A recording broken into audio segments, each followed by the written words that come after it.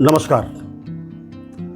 मैं अमर खान पहुंचा हूं आपके बीच अपना YouTube का तीसरा वीडियो लेकर। पिछले वीडियो में मैंने आपको बताया था कि स्वामी जी का जन्म कब और कहां हुआ। इस वीडियो में बताने वाला हूं कि स्वामी जी का बचपन कैसे बीता, बचपन में कितनी शरारतें वो किया करते थे, कितने नटखट थे, सारी जानकारी मैं आपको बचपन की उनकी देता हूं।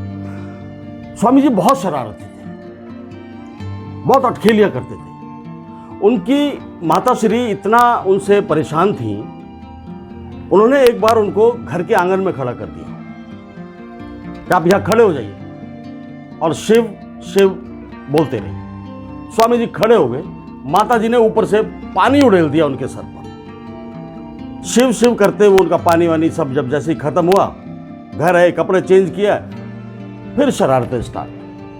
मतलब इतनी शरारतें हैं कि एक बार शरारत करते करते घर में ही वो पत्थर से जाकर टकरा गए। अब पत्थर से टकरा के उनका सर फूट गया, सर पर चोट लगी। यहां पर दाईं आंख के ऊपर आज भी उस चोट का निशान आप देख सकते हैं। इतनी परेशान होकर माताजी ने एक बार कहा कि हे शिव भगवान, मैंने तुझसे एक सुपुत्र मांगा था, तूने मुझे ये दानव दे दिया।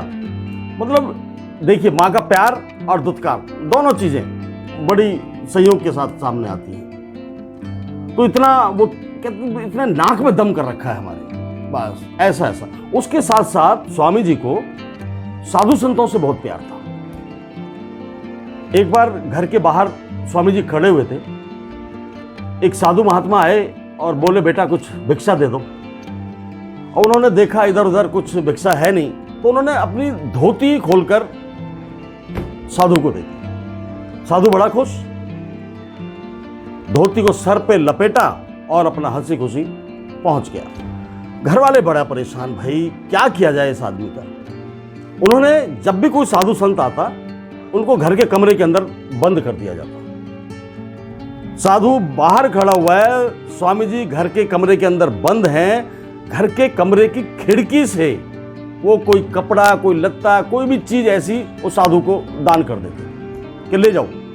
उनको दान करने में बहुत मजा आता था, बहुत संतुष्टि जिसे कह सकते हैं हम, वो मिला करती थी। साधु संतों के साथ साथ, इंसानों के साथ साथ स्वामी जी को पशु पक्षियों से बेहद लगाव था।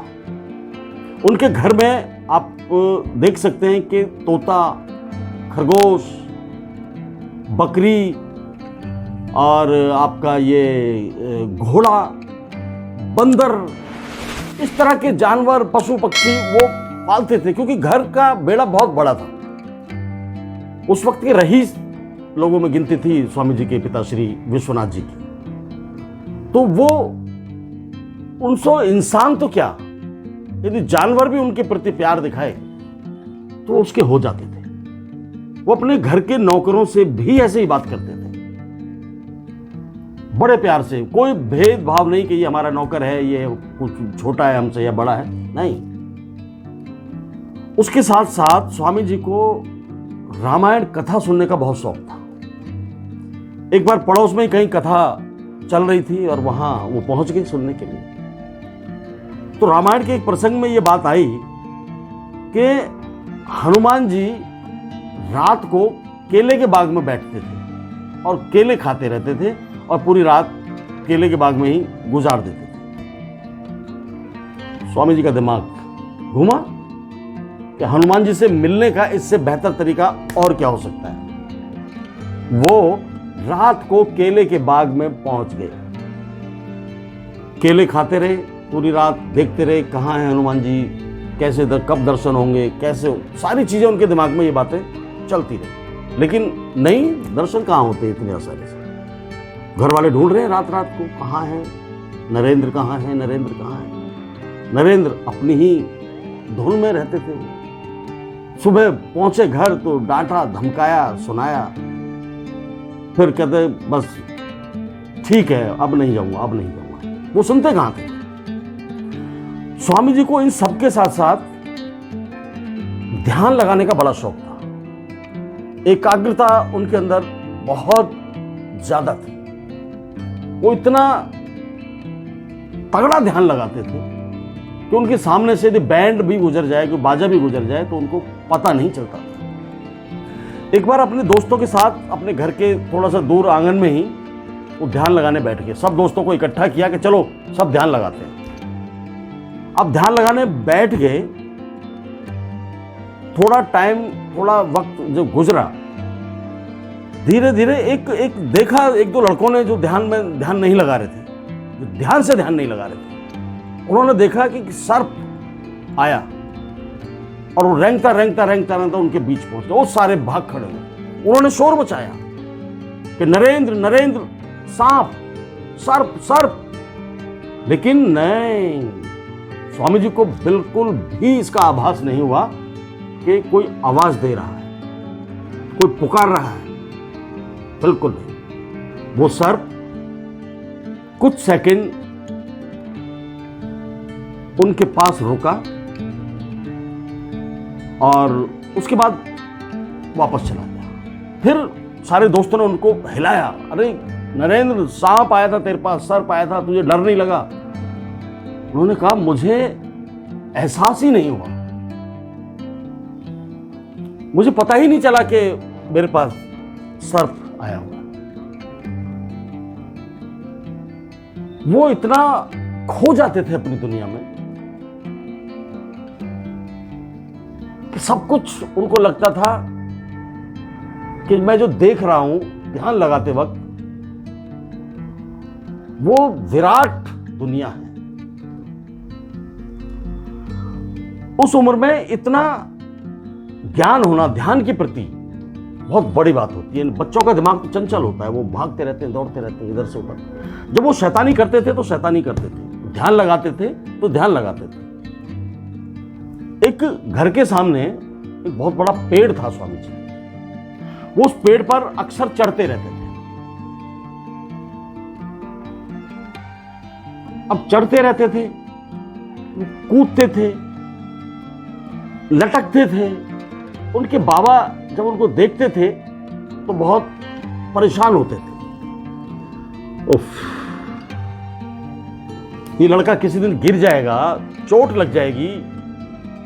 समझाते थे लेकिन नहीं समझते थे। गुस्से में आकर उन्होंने एक बार, बाबा ने एक दूर से किसी बाबा साधु को बुलवाया उनको समझाने के लिए। नरेंद्र, आओ बैठो। वो बैठे। बाबा को समझाना चाहते हैं आप।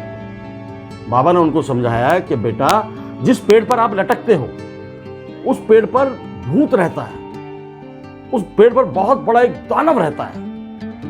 वो आपको खा जाएगा, वो आपके हाथ पैर तोड़ देगा, आपको उठाकर ले जाएगा। उन्होंने समझाया और बाबा चले गए। दूसरे दिन, इतनी आसानी से कहां मानने वाले स्वामी जी।